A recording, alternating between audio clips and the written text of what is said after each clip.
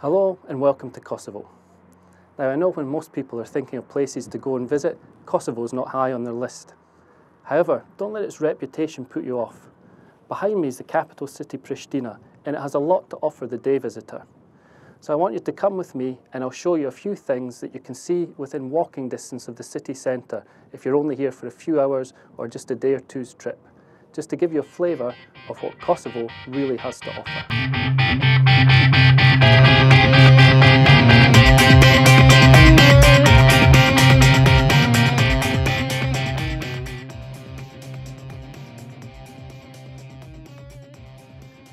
Pristina lies at the heart of Kosovo, and to get here most people will either fly to Pristina or to Skopje in Macedonia and then take a bus to get to Pristina.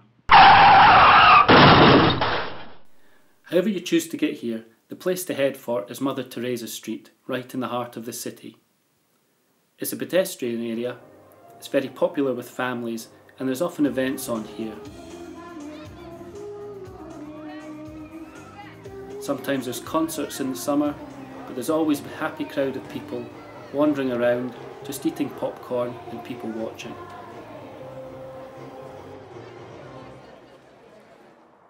So here we are outside the National Library of Kosovo. Now this is about 5 minutes walk from the centre of town, so you know it's an easy place to come and see. And it's one of the most unusual buildings you will find not just in Kosovo, but anywhere. I mean, look at it, where have you ever seen anything like that before? It's basically a bunch of concrete blocks covered in sort of chainmail with hats on the top. The white bits are meant to actually represent hats of Albanian ethnic people from around here. So make up your own mind what you think of the building. For me, I really quite like it.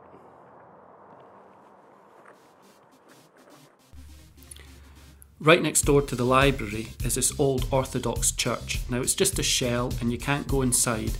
But it's still an interesting building to see. It's right in the centre of Pristina and it acts as a bit of a reminder of some of the more recent events that went on here.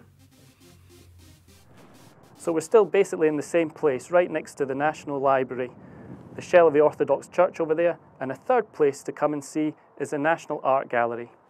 It has exhibitions from not just local people from all over Kosovo, but it has some international exhibitors as well who come and show off their work here. It's well worth a visit. It's closed on a Monday, I believe, but open every other day of the week. Now, Pristina isn't one of the most beautiful cities in the world. There's a lot of building work and reconstruction going on. And like all cities, it has a hustling, bustling centre to it. But within a few minutes' walk, it's quite easy to escape that to one of its many parks, and that's where we'll head off to next. So here we are just 2 minutes from the city centre and we're in the middle of this beautiful city park. It's filled with trees, it's very popular for people to come with their families at the weekend just to sit and hang out. And certainly if you want to escape the hustle and bustle of city life, then look no further. 2 minutes walk and you're here.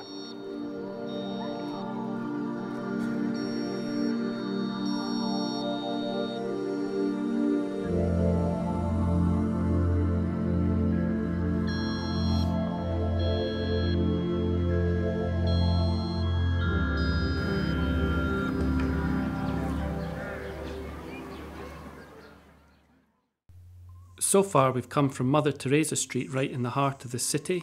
We've taken a short walk up to see the National Library, the old Orthodox Church which was never completed, the National Art Gallery, and then we took a short walk over to City Park. Now another place I was really hoping to show you was the City Mosque. It's the biggest in Pristina.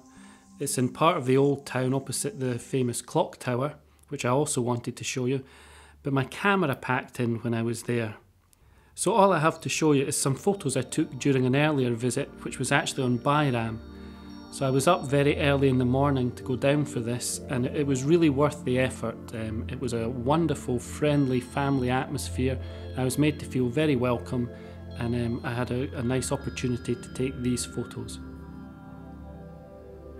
So now on to the last place I'd like to show you, which is a little bit further from the city centre, but it is well worth it because it's a really nice place to spend the end of a day and watch the sun go down. So here we are in Rugova Spark. It's named after the first president of Kosovo, Ibrahim Rugova, who's buried in the grave behind me here. Now, it's a very popular park for people to bring their families at the weekends. It has a very nice atmosphere because of that. It also has some views overlooking the town, and it's a nice place to end the day, to walk up here and see some of the stunning sunsets that you get at certain times a year. It's a little bit further away from the centre, about half an hour walk, but it's well worth the trip.